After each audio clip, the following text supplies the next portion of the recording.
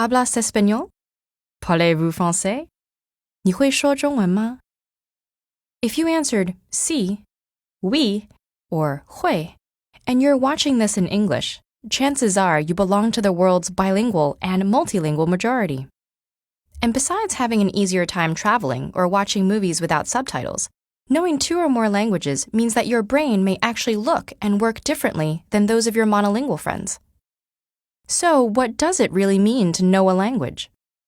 Language ability is typically measured in 2 active parts, speaking and writing, and 2 passive parts, listening and reading.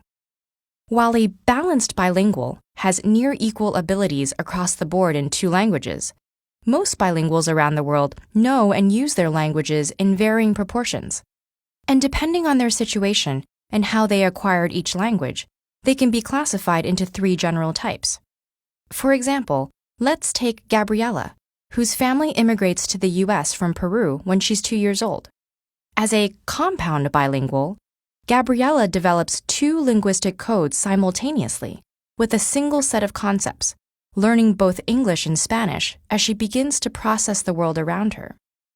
Her teenage brother, on the other hand, might be a coordinate bilingual, working with 2 sets of concepts, learning English in school while continuing to speak Spanish at home and with friends.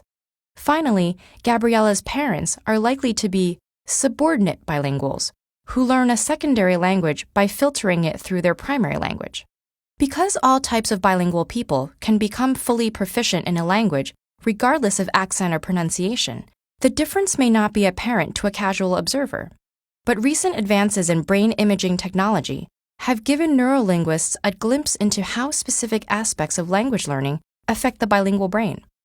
It's well known that the brain's left hemisphere is more dominant in analytical and logical processes, while the right hemisphere is more active in emotional and social ones. Though this is a matter of degree, not an absolute split. The fact that language involves both types of functions, while lateralization develops gradually with age, has led to the critical period hypothesis. According to this theory, children learn languages more easily because the plasticity of their developing brains lets them use both hemispheres in language acquisition, while in most adults, language is lateralized to one hemisphere, usually the left. If this is true, learning a language in childhood may give you a more holistic grasp of its social and emotional contexts.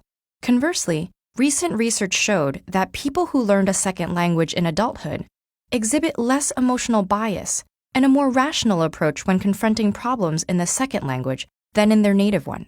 But regardless of when you acquire additional languages, being multilingual gives your brain some remarkable advantages.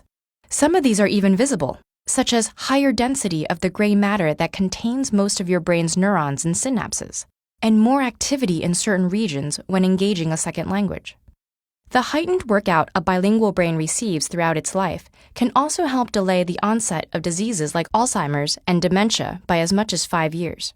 The idea of major cognitive benefits to bilingualism may seem intuitive now, but it would have surprised earlier experts.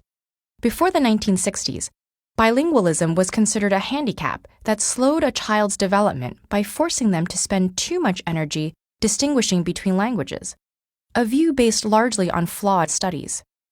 And while a more recent study did show that reaction times and errors increase for some bilingual students in cross-language tests, it also showed that the effort and attention needed to switch between languages triggered more activity in, and potentially strengthened, the dorsolateral prefrontal cortex.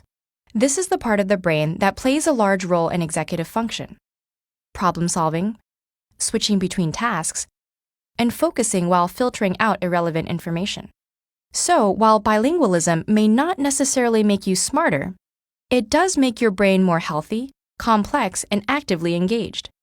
And even if you didn't have the good fortune of learning a second language as a child, it's never too late to do yourself a favor and make the linguistic leap from hello to hola, bonjour, or ni haos.